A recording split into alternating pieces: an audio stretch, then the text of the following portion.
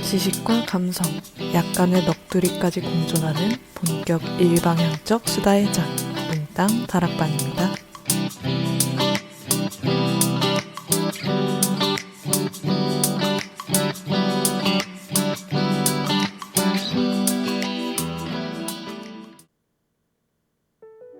안녕하세요. 몽땅 다락방의 순무입니다. 입춘이 지난 지 약 한 달이 넘어가면서 해가 길어졌음이 부쩍 체감되는 하루입니다. 밤과 비슷한 어둠이면서 새벽 특유의 분위기가 어른했던 겨울이 지나 따뜻해질 일만 남았습니다. 여름의 건조한 더위를 좋아하는 사람으로서 올해의 여름은 또 어떤 느낌일지 기대가 됩니다. 여러분들은 가장 기대되는 계절이 무엇인가요? 여름을 가장 좋아하지만 그 다음으로 좋아하는 계절은 봄입니다. 봄에는 각양각색의 꽃들이 자리하여 아름다운 풍경을 자아내고는 합니다. 저는 봄 하면 저의 가장 친한 친구와 함께 벚꽃 구경을 했던 기억이 늘 떠오릅니다. 동네에 있는 하천길을 따라 즐비한 벚꽃나무들과 다양한 형태로 나들이를 나온 사람들, 저마다 다른 표정이지만 똑같은 종류의 행복이 서려 있는 표정들을 생각하면 몽글몽글한 기분이 듭니다. 저는 아직도 그날 봤던 벚꽃 풍경이 가장 아름다웠다고 생각합니다. 어떤 추억은 정말 오래도록 남아 같은 시기에 같은 행복을 건네주곤 합니다. 이런 순간을 겪을수록 나에게 의미 있는 추억을 많이 만들어야겠다는 다짐을 하게 됩니다. 올해 저와 여러분들 모두 올해 행복을 주는 일들이 가득 생기기를 바랍니다.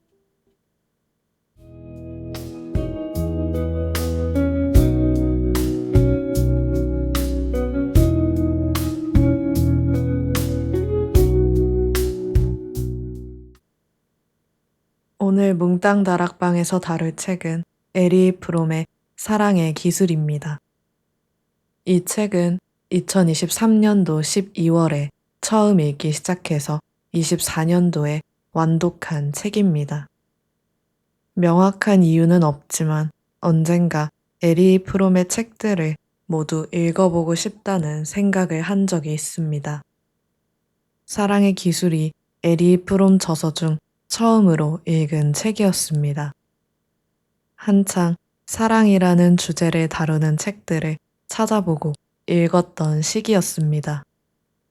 사랑을 정의하고 있는 문장은 무엇이 있는지 궁금했고 단연코 단 하나로 정의할 수 없다고 생각했습니다.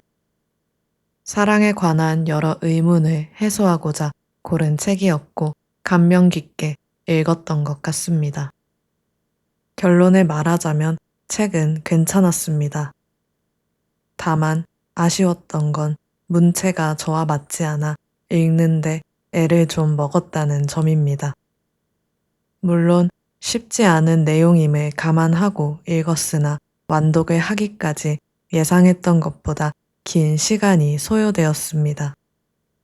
새롭게 나온 개정판은 번역이 다를 거라 생각했으나 아쉽게도 똑같았습니다. 이 책을 읽고 싶은 분들 중 번역체에 민감한 분들이 있다면 조금 쉽지 않을 수 있다는 말을 드리고 싶습니다. 자세한 이야기는 1부, 2부에서 더 나눠보겠습니다. 오늘 1부에서는 사랑의 기술 제1장 사랑은 기술인가를 다루고 2부에서는 공유하고 싶은 문단과 저의 감상평을 얘기해 보겠습니다. 책은 총 4장으로 구성되어 있습니다. 첫 번째 장의 제목은 사랑은 기술인가? 두 번째 장은 사랑의 이론, 세 번째 장은 현대 서양 사회에서 사랑의 붕괴, 네 번째 장의 제목은 사랑의 실천입니다.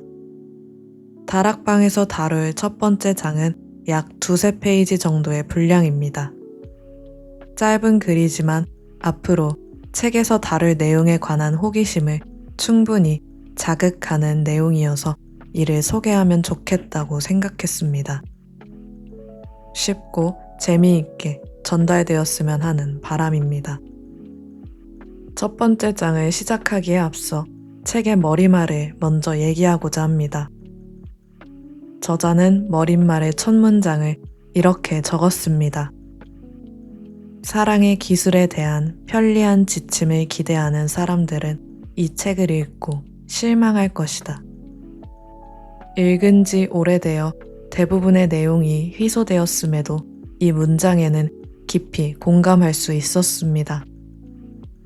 이 책은 제목처럼 사랑이라는 기술을 어떻게 획득하고 다루어야 하는지를 말하기보다는 우리가 왜 사랑을 탐구해야 하는지부터 시작해 사랑의 의미가 변화되어 온 시대 가치를 적절하게 다룹니다. 이 부분에서 철학책임을 여실히 느낄 수 있었습니다. 한 번에 문장의 뜻을 파악하기가 어렵고 몇 번이나 곱씹게 만드는 것. 저자는 해당 책이 방법서나 기술서가 아닌 본질의 질문을 던지고 그에 대한 답은 독자가 찾아나가는 책이라는 걸 처음부터 명시한 것입니다. 또한 저자가 200페이지에 걸쳐 주장하는 내용을 한 문단으로 정리하여 보여줍니다. 자신을 성찰하고 생산적 방향으로 나아가지 않는 한 아무리 사랑을 하려고 해도 실패하기 마련이며 이웃을 사랑하지 않는 한 그리고 참된 겸손과 용기, 신념, 훈련이 없는 한 가장 미시적인 사랑도 성공할 수 없다는 걸 깨우쳐주기 위해 이 책을 작성했다고 밝힙니다.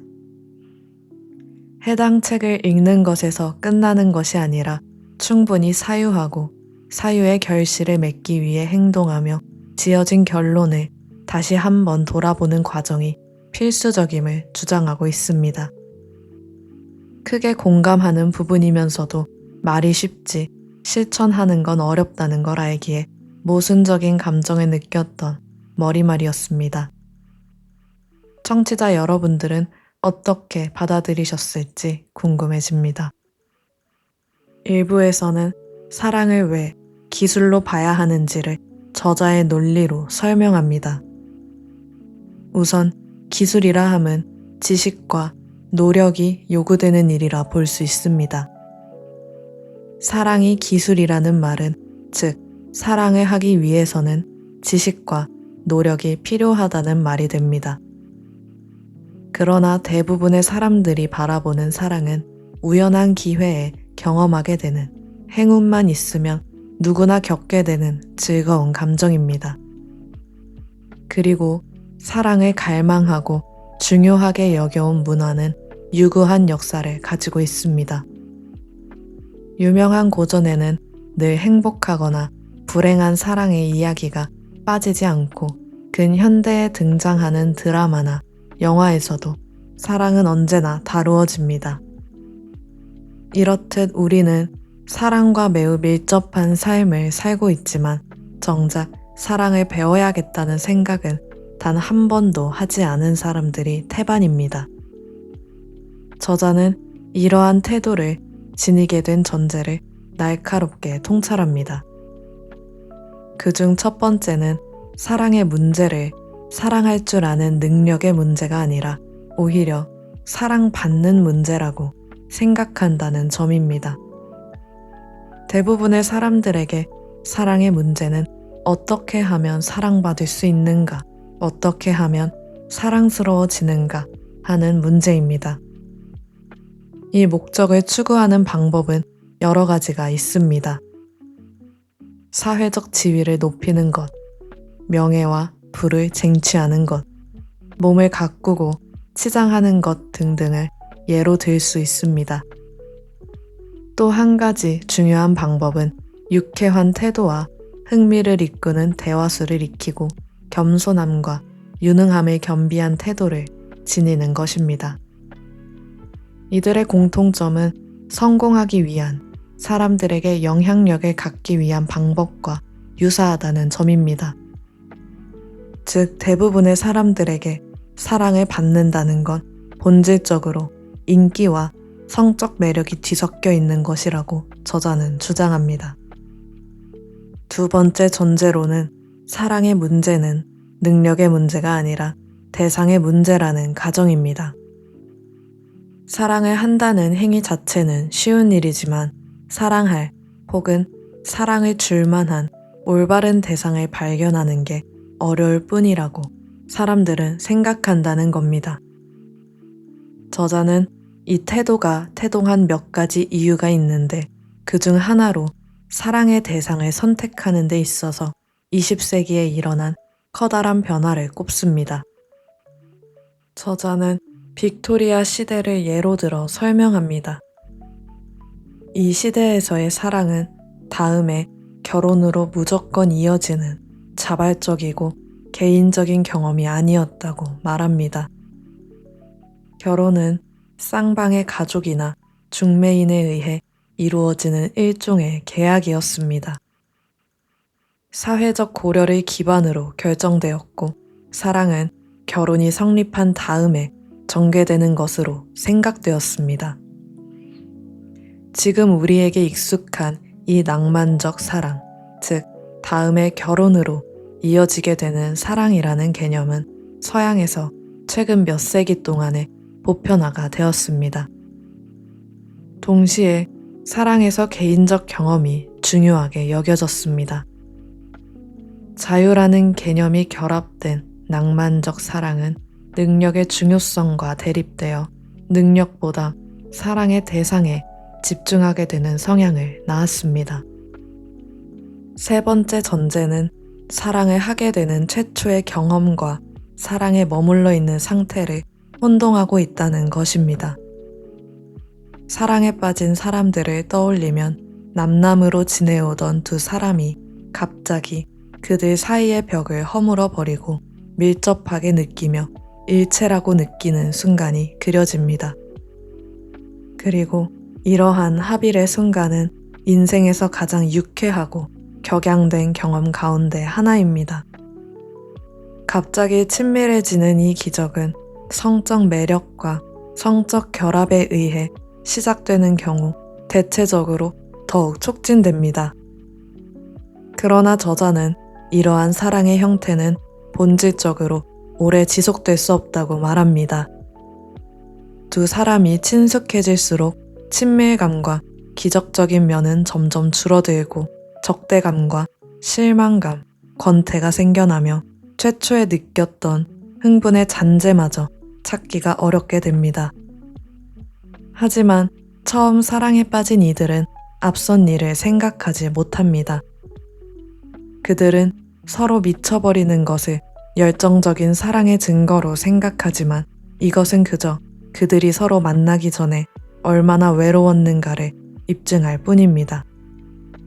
저자는 앞선 세 가지 전제를 통해 사랑보다 더 쉬운 일은 없다는 태도는 그렇지 않다는 반대의 의견을 뒷받침하는 명명백백한 증거들에도 변함없이 사랑의 일반적 관념으로서 지속되고 있다고 주장합니다. 사랑처럼 엄청난 희망과 기대 속에서 시작되었다가 반드시 실패로 끝나는 활동이나 사업은 찾아보기 어려울 것이라고 덧붙입니다. 만일 이것이 다른 활동이었다면 사람들은 실패의 원인을 분석하고 개선법을 찾아냈을 겁니다. 그것이 불가능해지면 포기에 이를 수 있지만 사랑은 포기가 불가능한 영역입니다. 저자는 따라서 사랑의 실패를 극복하는 적절한 방법은 오직 하나뿐이라고, 실패의 원인을 가려내고 사랑의 의미를 배우기 시작하는 것이라고 말합니다. 사랑이라는 기술을 배우기 위해서는 총 3개의 과정이 필요합니다. 첫 번째는 이론적 습득, 두 번째는 실천의 습득입니다. 그리고 가장 중요한 세 번째 과정은 기술의 숙달입니다. 배운 이론을 통해 실천하고 실패하는 과정에서 원인을 찾아 다시 시도하는 과정 전체를 의미합니다. 저자는 이 세 가지의 과정에 맞추어 책을 집필했습니다. 2장에서는 사랑의 이론을, 3장과 4장에서는 실천에 관한 내용을 적었습니다. 마지막 기술의 숙달은 포함되어 있지 않습니다. 아마 저자가 머리말에서 말했듯 숙달의 영역은 책의 바깥에 있는 부분입니다. 에리 프롬의 의견을 바탕으로 자신이 생각하는 사랑은 무엇인지 정의하고 그에 따른 실천법을 가려내어 실행에 옮기고 성찰하는 것이 마지막 과정입니다. 실천에 관해서는 아주 짧게 말할 것임을 암시하며 첫 번째 장 사랑은 기술인가는 여기서 마무리가 됩니다.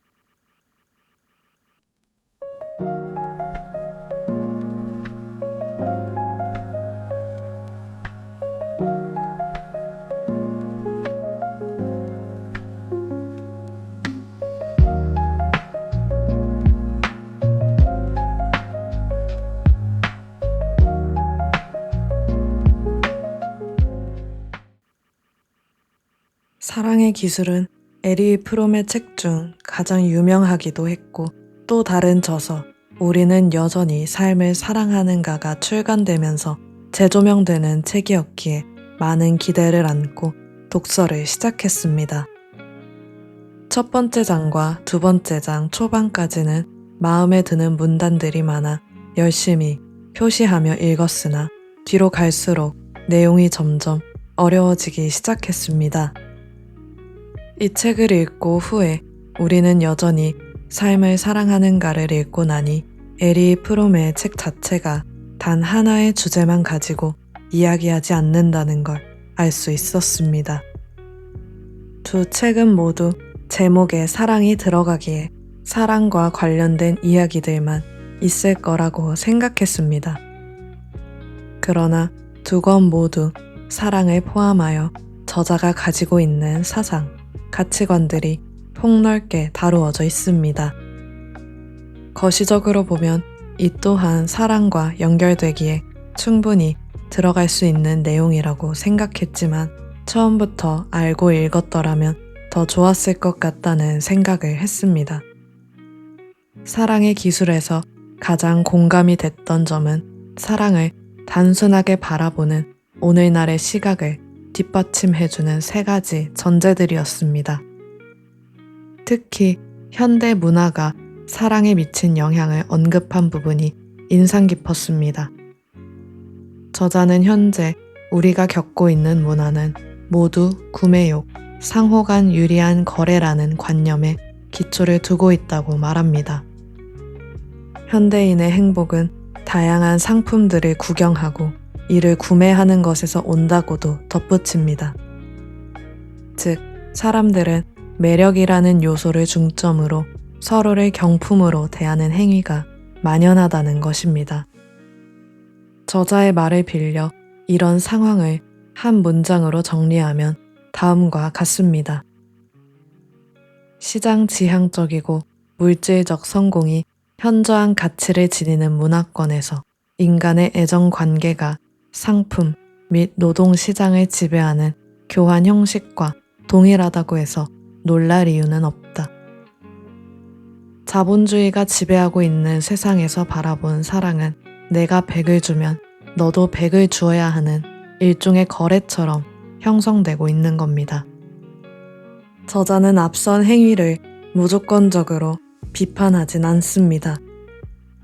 문화는 모든 사람들에게 지대한 영향을 끼쳐왔고 이에 사랑을 비롯한 무수한 개념들은 시간의 흐름에 따라 그 정의를 바꾸어 왔습니다. 그렇기에 어떻게 보면 사랑을 거래로 보는 시각은 자연스럽게 발발한 현상이라고 볼 수 있습니다.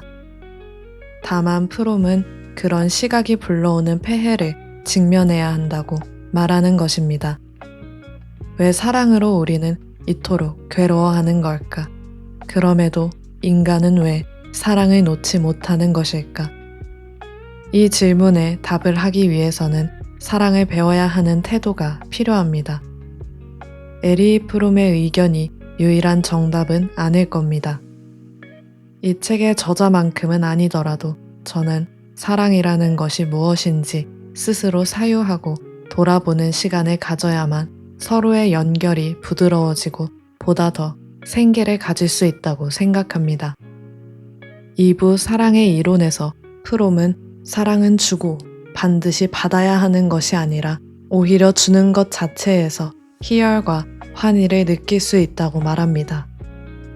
이 문단에서 주는 행위를 세세하게 분석하는데 개인적으로 책에서 가장 좋아하는 부분이기에 짧게 공유하고자 합니다. 저자는 준다는 것에 가지고 있는 사람들의 오해를 나열합니다. 예시로 무언가를 포기하는 것, 빼앗기는 것, 희생하는 것과 같은 오해가 있습니다. 나아가 시장형 성격을 가지고 있는 사람은 대부분 주려고 하지만 이는 단지 받는 것과 교환할 뿐이라는 생각을 합니다. 해당 성격의 소유자에게 받는 것 없이 주기만 하는 건 사기를 당하는 것과 마찬가지입니다. 비생산적인 성격의 사람들은 주는 행위를 가난해지는 것으로 생각하며 대부분 주려고 하지 않습니다. 또 그들 중 어떤 사람들은 희생이라는 의미에서 주는 걸 덕으로 삼기도 합니다. 하지만 이는 주는 것이 고통스러운 일이기에 주지 않으면 안 된다고 생각합니다. 시장형 성격의 사람들과 달리 이들은 박탈당하는 걸 감수하는 편이 낫다는 의미로 받아들입니다.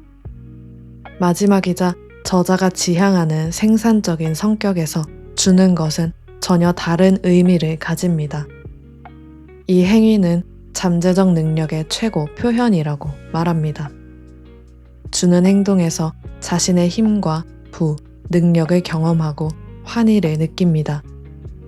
주는 것은 박탈당하는 게 아니며 해당 행위에는 나의 활동성이 표현되어 있어 받는 일보다 더 즐겁다는 겁니다. 저는 이 단락을 읽으면서 주는 행위의 힘을 간접적이지만 꽤 강렬하게 느꼈습니다. 그리고 학창시절에 친했던 한 친구가 떠올랐습니다. 그 친구의 성격을 말하자면 화라는 건 아예 존재하지 않는 사람 같아 보였습니다. 조용하지만 잘 웃고 배려를 베푸는 것이 무척이나 자연스러워 보였습니다. 친구와 대화를 하던 도중 친구는 어린 나이였음에도 기부에 거리낌이 없었고 이미 정기적인 후원을 여럿 하고 있음을 알 수 있었습니다. 또 함께 밖에 나가 놀 때 후원을 홍보하는 부스에서 망설임 없이 자신의 이름과 번호를 적고 신청하는 모습을 본 적이 있습니다. 어렸을 때의 저는 그 모습이 멋있고 대단하다고 느끼면서 어떻게 저럴 수 있지? 라는 의문을 품었습니다. 기부라는 건 돈이 많은 사람이 하는 거라고 생각했기 때문입니다. 과거의 한순간을 톱파보면서 어쩌면 그 친구는 이미 주는 행위가 가져오는 순수한 기쁨, 환희를 느꼈을지도 모르겠다는 생각이 들었습니다. 그 친구가 오래 기억에 남은 걸 보면 저도 그 마음을 알고 싶고 본받고 싶었던 것 같습니다. 가진 것에 상관없이 나누고자 하는 마음, 여기에서 더 나아가 나누기 위해 생산하고자 하는 동기가 생긴다면 삶이 더 윤택해질지도 모르겠습니다. 꼭 재화로만 줌을 행하지 않고 어려움에 처한 사람에게 선뜻 도움을 주는 용기, 타인의 입장을 한 번 더 고려해보는 인내 등 여러 형태의 주는 행위가 있을 겁니다. 이를 많이 배워가는 삶이 되었으면 좋겠다고 생각했습니다. 이 책은 사랑이라는 이름으로 보이는 다양한 관계 맺음에 관해 얘기하는 것 같기도 합니다. 꼭 로맨스적인 사랑에 치중하지 않는 가족과 친구와 타인에게 온전한 자신을 내어주는 걸 궁극적으로 지향합니다. 여러분들에게는 사랑이 무엇인가요? 오늘은 내가 생각하는 사랑과 지향하고 싶은 관계를 생각해 보는 것도 좋을 것 같습니다.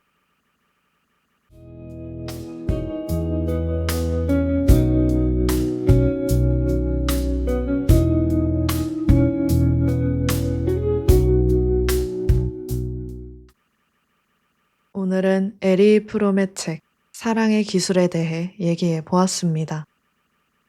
다락방에서는 거의 처음으로 한 명의 철학자를 다루었는데 저로서는 과감한 도전이었던 것 같습니다. 철학은 어렵고 잘 알지 못하는 것 같은데 내가 다루어도 되나 하는 의문이 항상 발목을 잡았었습니다.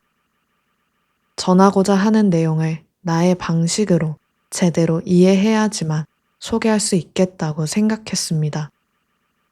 그러나 이번 회차를 준비하면서 꼭 그렇지만은 않다는 걸 배웠습니다. 오늘 준비한 내용이 제가 이해한 만큼 쉽게 전달이 되었으면 좋겠습니다. 사랑은 앞으로도 꾸준히 논의될 주제라고 생각합니다. 어떤 사랑은 파괴를 불러일으키지만 또 어떤 사랑은 구원이 되기도 합니다.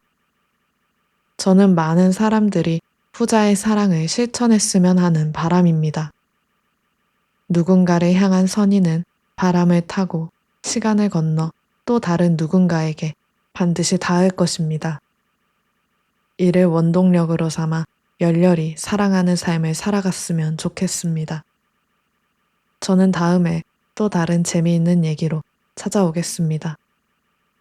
몽땅 다락방의 순무였습니다.